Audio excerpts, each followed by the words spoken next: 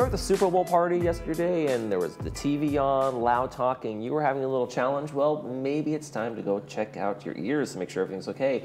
With Advanced Ear Care, we have Stuart Spencer joining us. Stuart, thanks for joining us. Thanks, Michael. Did you enjoy the game? Oh, we had a great time. Sure, of course. A great game, you know. Now, like I said, you know, some people go to these parties, some people go to these events, the holidays are big things, Super Bowl party, and they're kind of going, maybe I can't hear well, maybe they have the Costco, you know, the Costco hearing aids, or they don't have any hearing aids and they're just having some challenges. What's the first step they should take? Boy, I tell you, you know, that's where people notice it a lot. You know, it's mostly in crowds, they start to come like, you know, I really wanted to hear, and I couldn't. Yeah. You know, so they start to really notice it. You know, the first thing to do is just come in and let us take a look at it. You know, look in their ears, make sure they're just not plugged up with a bunch of wax or something. Right. And make sure that's nice and clear. Sometimes, you know, we just take care of that. People are like, oh my gosh, you know, test their hearing and see where they're at. Then we can guide them and show them what direction to go. Now, some people say, "Oh, my ears are clean. I've been using Q-tips for 30 years," and that can actually pack up the ear, can't it? When people use a Q-tip. Yes, you know, I mean, you know, it's one of those things where I tell people, you know, if you're going to use a Q-tip, just use common sense, you know, and just run the outside, that type of thing. If you think about it, Q-tips are pretty blunt.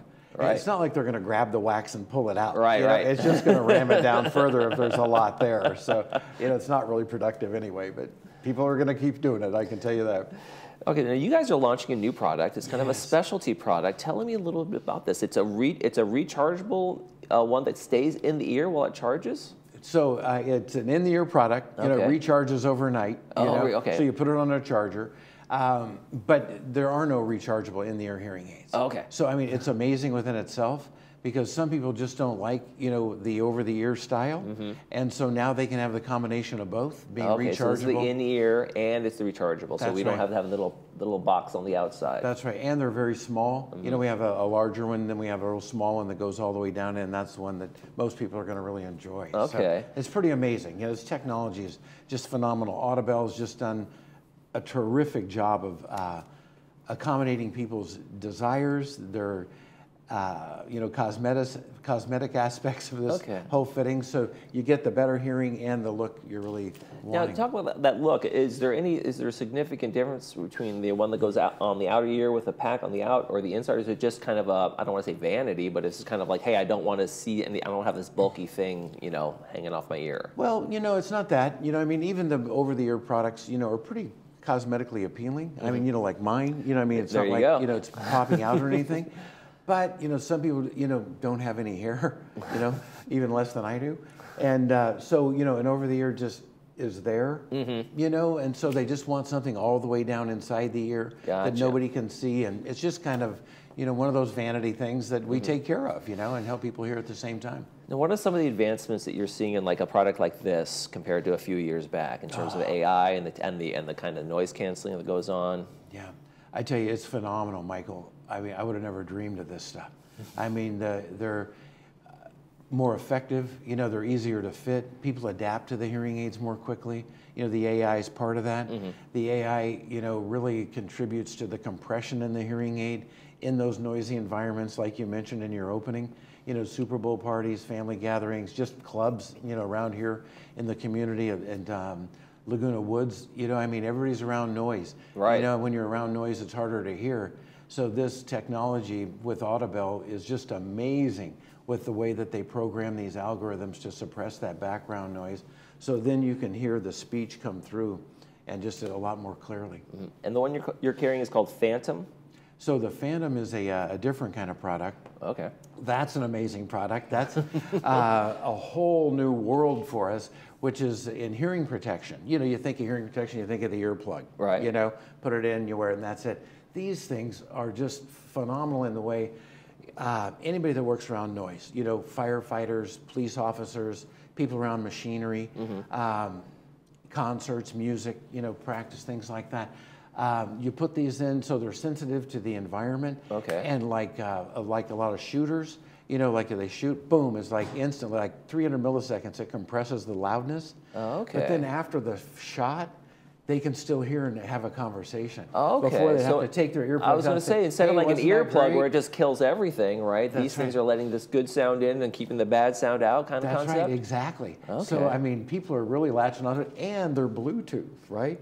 So they pair to their phones. So, you know, the police officers love them, the firefighters love them, because they can use them even when they're off duty or not shooting. You know, they're really just going, oh my gosh, this is great. You know, so they tell all their friends. Oh, wow. It's really been a fun thing to fit. So that's a new item for us as well. Okay. And who are the frontline folks? Are they just frontline folks using this? But who other people would be interested in a product Homeland like that? Security, you know, like I said, people with concerts, you know, they like music a lot, go to concerts a lot, just around a lot of music, or play loud music, machinery, you know, just anybody who's around noise, or just anybody who really wants to preserve their hearing. Okay, that sounds like an amazing product.